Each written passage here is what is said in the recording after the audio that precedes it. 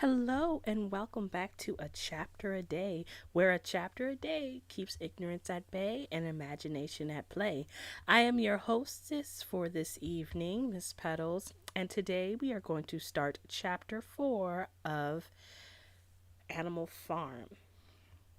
So, to recap, or before we recap, this program is brought to you today by the Seeds of Harvest Library, located on 4121 Cleveland Street, Gary, Indiana, inside Market City. They're open Friday and Sunday, 10:30 a.m. to 4 o'clock p.m., Saturday, 10:30 a.m. to 4:30 p.m. Donations are accepted. Only hardcover books, please, and you can follow them on social media: Facebook, YouTube, Instagram, Tumblr, and Rumble as well. So, to recap from our last chapter, we see the animals have taken over the farm. They have we can see already that they have divided themselves into groups already. We see a division between the two pigs, Snowball, and Napoleon. And we're seeing some very strange division, not only through education, where some animals can fully read and write, or to some that cannot, while also taking children away, puppies, well, we would call them children, but puppies away. Napoleon takes these puppies away and away from the rest of the farm animals and are never seen for a very long time, to where they were pretty much forgotten about. And now we will continue with chapter 4. And I think we left off with chapter 3 with the fact that we mainly saw the divisions between the animals. But the question is, are these animals still equal? Because as we end chapter 3, it seems that the pigs have taken on leadership roles, and all the animals agreed that they were leaders. And all the apples, the ripe apples, went to the pigs. So we begin with chapter 4. By the late summer, the news of what had happened on Animal Farm had spread across half the county. Every day, Snowball and Napoleon sent out flights of pigeons whose instructions were to mingle with the animals on neighboring farms, tell them the story of the rebellion, and teach them the tune of Beast of England.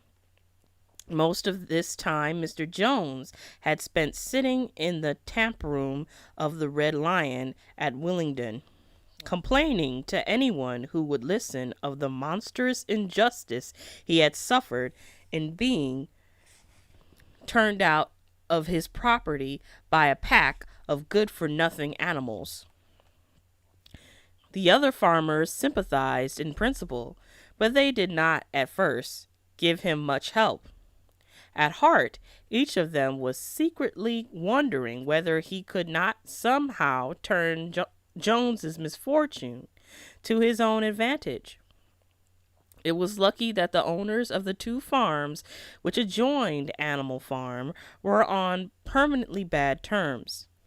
One of them, which was named Foxwood, was a large, neglected, old-fashioned farm, much overgrown by woodland, with all its pastures worn out and its hedges in a disgraceful condition.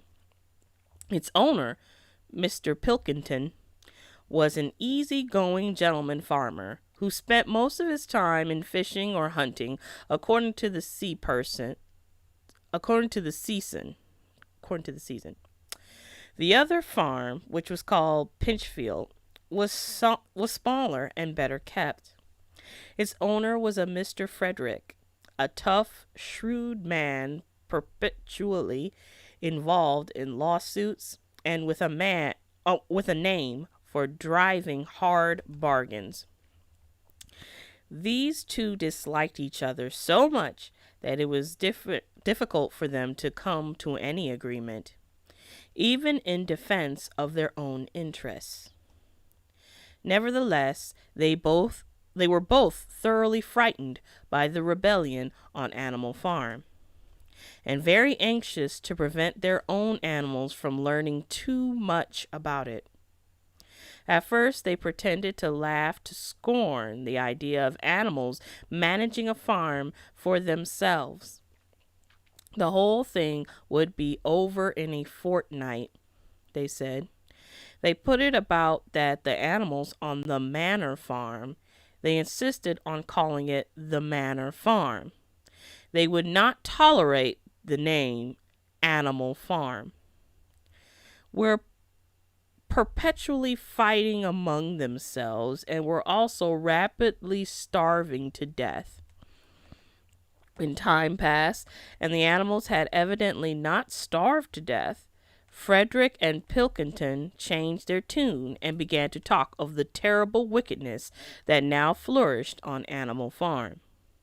It was given out that the animals there practiced cannibalism, tortured one another with red-hot horseshoes, and had their females in common. This was what came of rebelling against the laws of nature, Frederick and Pilkington said. However, these stories were never fully believed. Rumors of a wonderful farm where the human beings had been turned out and the animals managed their own affairs continued to circulate in vague and distorted forms, and throughout the year a wave of rebelliousness ran through the countryside. Bulls, which had always been tractable, suddenly turned savage. Sheep broke down hedges and devoured the clover. Cows kicked the pail over. Hunters refused their fences and shot their riders on to the other side. Above all, the tune and even the words of Beast of England were known everywhere. It had spread with astonishing speed. The human beings could not contain their rage when they heard this song, though they pretended to think it merely ridiculous. They could not understand, they said, how even animals could bring themselves to sing such contemptible rubbish. Any animal caught singing, it was given a flogging on the spot, and yet the song was irrepressible. The blackbirds whistled it in the hedges. The pigeons cooed it in the elms. It got into the din of the smithies and the tune of the church bells. When the human beings listened to it, they secretly trembled, hearing in it a prophecy of their future doom.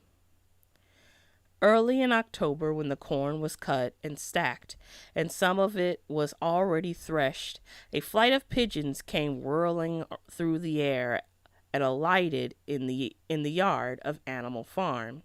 In the wildest excitement, Jones and all his men, with half a dozen others from Foxwood and Pinchfield, had entered the 5-barred gate and were coming up the cart track and that led to the farm. They were all carrying sticks, except Jones, who was marching ahead with a gun in his hands. Obviously, they were going to attempt the recapture of the farm. This had long been expected, and all the preparations had been made. Snowball, who had studied an old book of Julius Caesar's campaigns, which he had found in the farmhouse, was in charge of the defensive operations. He gave his orders quickly, and in a couple of minutes every animal was at his post. As the human beings approached the farm buildings, Snowball launched his first attack. All the pigeons, to the number of 35, flew to and fro over the men's heads and muted upon them from midair. And while the men were dealing with this, the geese, who had been hiding behind the hedge, rushed out and pecked viciously at the calves of their legs.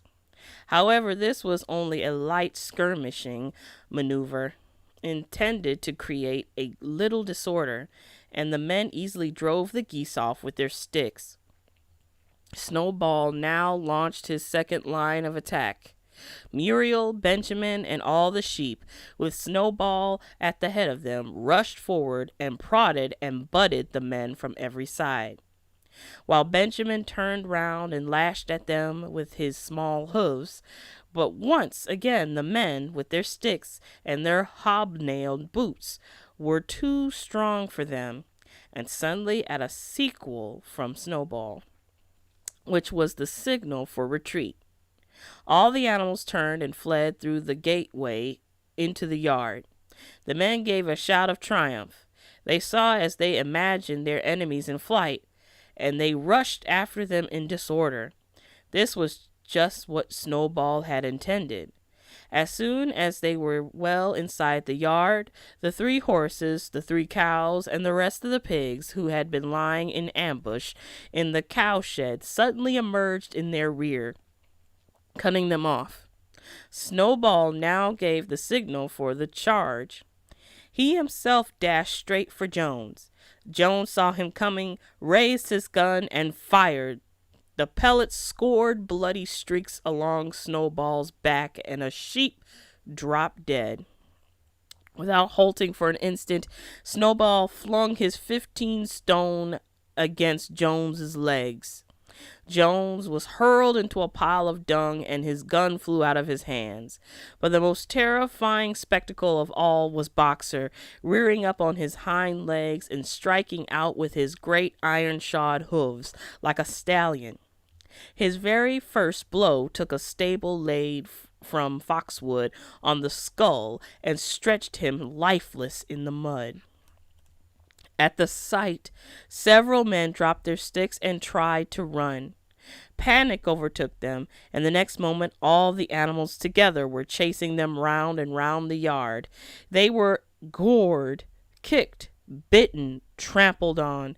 There was not an animal on the farm that did not take vengeance on them after his own fashion.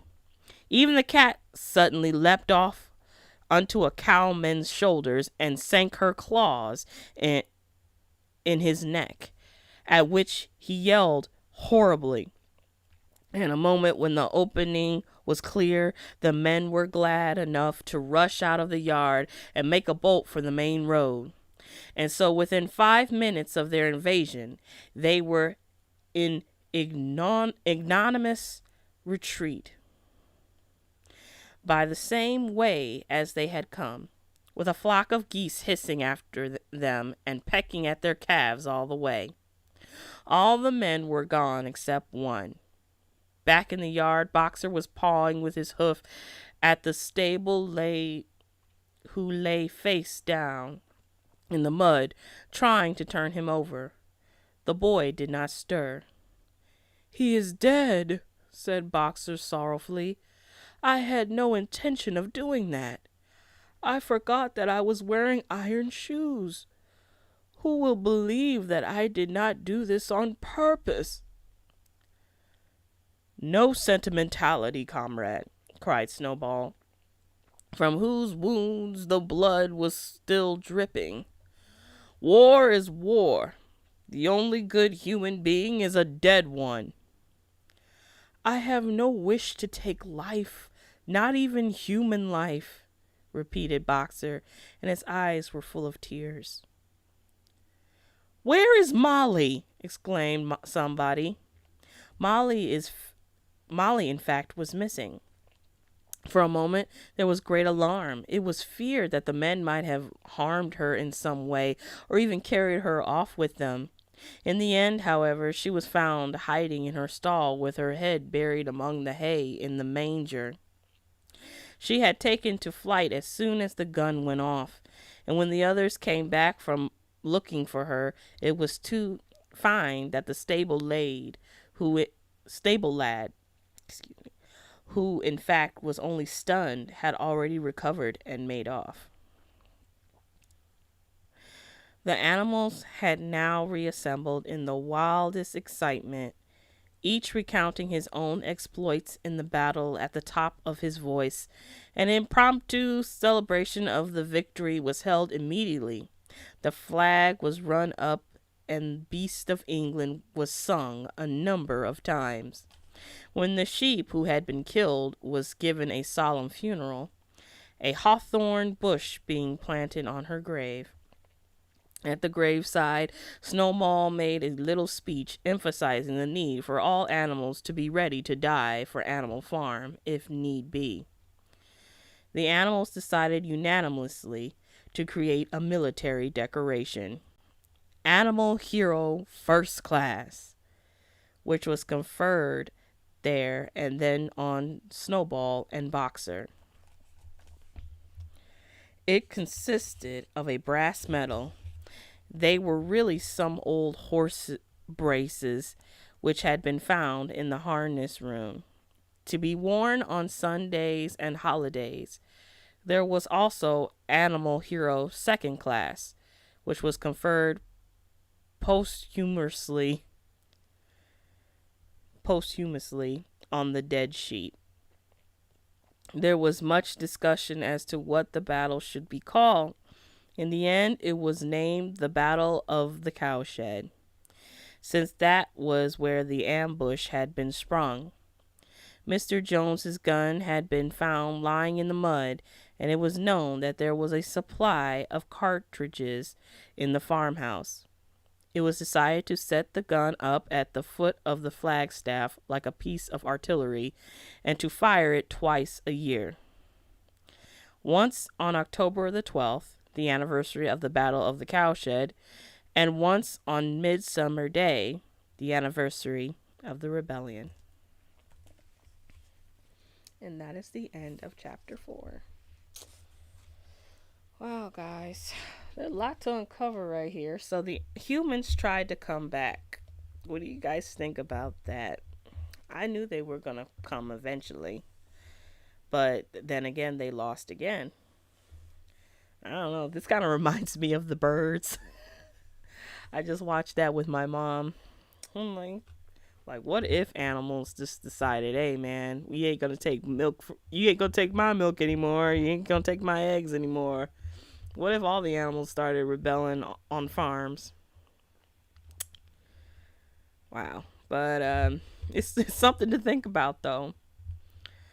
But earlier, after we read about how the humans were discussing among themselves about the story, how the story was getting around, and how they were quieting these stories so their animals wouldn't hear, kind of reminds me of slavery days, how they didn't want the slaves to sing because they didn't want them to come together and start a rebellion. Kind of sounds like how they did in slavery times. But and that's my opinion.